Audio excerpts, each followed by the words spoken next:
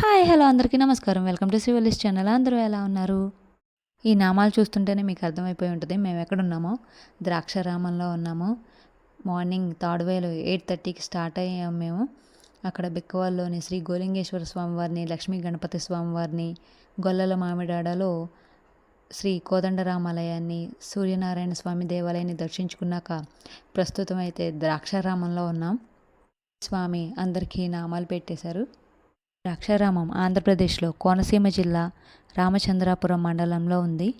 శ్రీ మాణిక్యాంబ సమేత భీమేశ్వర స్వామి ఆలయాన్ని 7-8 శతాబ్దాల మధ్య తూర్పు చాళుక్యుల వంశానికి చెందిన చాళుక్య భీముడు నిర్మించారు. భీమేశ్వర స్వామివారు స్వయంగా వెలిసిన 14 అడుగుల శివలింగం శుద్ధ స్ఫటికాకారంగా ఉంటుంది. మాణిక్యాంబ అమ్మవారు అష్టాదశ శక్తిపీఠాలలో 12వ శక్తిపీఠంగా వెలిశారు. లోపల గర్భాలయాన్ని మూసివేశారు. శివలింగానికైతే కెమికల్ ప్రొడక్షన్ చేస్తున్నారంట. ఆలయ ప్రాంగణం అంతా కూడా చెట్లతో పచ్చగా చాలా బాగుంది. చాలా ఆహ్లాదంగా ఉంది వాతావరణం అంతా కూడా. ఇంకోసారి వచ్చి తప్పకుండా దర్శనం చేసుకోవాలి. పూర్వం తారకాసురుడు అనే రాక్షసుడు శివుని గురించి ఘోరమైన తపస్సు చేయగా శివుడు సాక్షాత్కరించి ఒక వరం కోరుకోమంటాడు. అప్పుడు ఆ రాక్షసుడు శివుని ఆత్మలింగాన్ని వరంగా కోరుకుంటాడు. శివుడు ఆత్మలింగాన్ని ప్రసాదిస్తాడు. అప్పుడు ఆ లింగశక్తి వలన ఆ రాక్షసుడు దేవతలను, ఋషులను అందరినీ కూడా అనేక ఇబ్బందులు పెట్టేవాడు. అప్పుడు వాళ్ళందరూ కూడా ఇబ్బందులు పడలేక విష్ణుమూర్తిని ప్రార్థిస్తారు.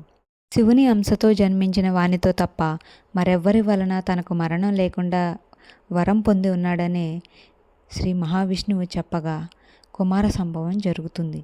అప్పుడు కుమారస్వామి తారకాసురుడితో యుద్ధం చేయగా కుమారస్వామి విసిరిన బాణం ఆ ఆత్మలింగానికి తగిలి 5 ముక్కలై భూమి మీద 5 చోట్ల పడతాయి. అవే పంచారామ క్షేత్రాలుగా అవతరిస్తాయి. వాటిలో ఒకటే ఈ ద్రాక్షారామం. పూర్వం దక్ష ప్రజాపతి యజ్ఞం చేసిన ప్రదేశమే ఇది. దీన్ని దక్ష ఆరామంగా పిలిచేవాళ్ళంట. ఇప్పుడు ద్రాక్షారామంగా పిలుస్తున్నారు. ఇది రావి చెట్టు చాలా పెద్దగా ఉంది. మహావృక్షంగా ఎదిగిపోయింది. ఇది చుట్టూ కూడా నాగప్రతిమలు ఉన్నాయి. శివుని భార్య అయిన సతీదేవి తన తండ్రి యజ్ఞానికి ఆహ్వానం లేకపోయినా పుట్టింటిపై ప్రేమతో ఆ యజ్ఞానికి వెళ్ళడంతో దక్షుడు అవమానపరచడంతో ఆత్మాహుతి చేసుకున్న ప్రదేశం కూడా ఇదే.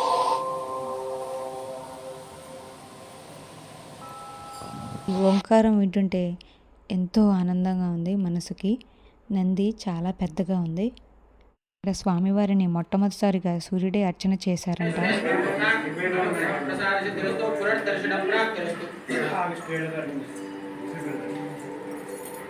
కళ్యాణమూర్తులు ఉన్నారు. 5 పంచ కళ్యాణమూర్తులు అంటారు. మాణిక్యాంబ సమేత భీమేశ్వర స్వామి, లక్ష్మీ సమేత నారాయణ స్వామి, చండికా సమేత సూర్యేశ్వర స్వామి అంటే సూర్య భగవానుడు అనమాట. భద్రకాళి సమేత వీరభద్ర స్వామి, వల్లే దేవసేన సమేత సుబ్రహ్మణ్యేశ్వర స్వామి 5 కూడా పంచ కళ్యాణమూర్తులు అనమాట. కింద భాగంలో ఉత్సవమూర్తులు మాణిక్యాంబ సమేత భీమేశ్వర స్వామి, లక్ష్మీ సమేత నారాయణ స్వామి, లక్ష్మీ గణపతి స్వామి వారు ఉత్సవమూర్తులవి. ఎదుర్కొంటూ ఉండేటువంటి కలశంలోనే స్వామివారి యొక్క జీవితంలో అమ్మవారి యొక్క జీవితాలన్నీ నిక్షిప్తం చేయడం జరిగిందనమాట. ఇది బాణలింగం అనమాట.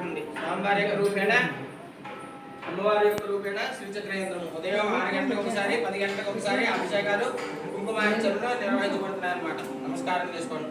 గోత్రం పేరున సతీదేవి ఆత్మాహుతి విషయం తెలుసుకున్న శివుడు తన జటాజూట నుండి వీరభద్రుని సృష్టిస్తాడు. ఆ వీరభద్రుడు అక్కడికి వెళ్ళి దక్షయజ్ఞాన్ని ధ్వంసం చేసి దక్షుడి యొక్క తలని నరికివేస్తాడు. ప్రళయ తాండవం చేస్తున్న శివుడిని ఆపడానికి విష్ణువు తన చక్రాయుధంతో సతీదేవి సూక్ష్మ శరీరాన్ని ముక్కలు ముక్కలుగా చేస్తాడు.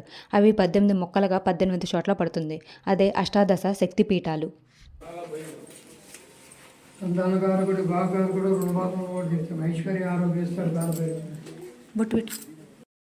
శక్తిపీఠాలని పునఃప్రతిష్ఠించి అన్ని చోట్ల కూడా శ్రీ చక్రాలను శ్రీ జగద్గురు ఆదిశంకరాచార్యుల వారు స్థాపించారు. ఇది రావి చెట్టు. ఇక్కడ ఆలయ విశిష్టత, ఈ రావి చెట్టు యొక్క ప్రాముఖ్యత గురించి ఇక్కడ పంతులు గారు వివరంగా చెప్పారు. దీనిని అశ్వత్థ వృక్షం అని కూడా అంటారు. మూలతో బ్రహ్మరూపాయ, మధ్యతో విష్ణురూపిణి, అగ్రత శివరూపాయ, వృక్ష రాజాయతే నమః అనుకుంటూ వృక్షాన్ని అలాగే విష్ణుమూర్తిని, మహేశ్వరుల్ని తాకి పక్కనే ఉన్న కోనేరులో ఉన్న నీటిని నెత్తి మీద చల్లుకుంటే చాలా మంచిదని చెప్పారు. క్షేత్ర పాలకుడిగా శ్రీ లక్ష్మీనారాయణ స్వామి వారు ఉన్నారు. 4 వైపులా కూడా 4 గాలి గోపురాలు ఉంటాయి. తప్పకుండా మీరు కూడా ఈ ఆలయాన్ని దర్శించుకోండి. ఇంకో మంచి వీడియోతో మీ ముందుంటాను.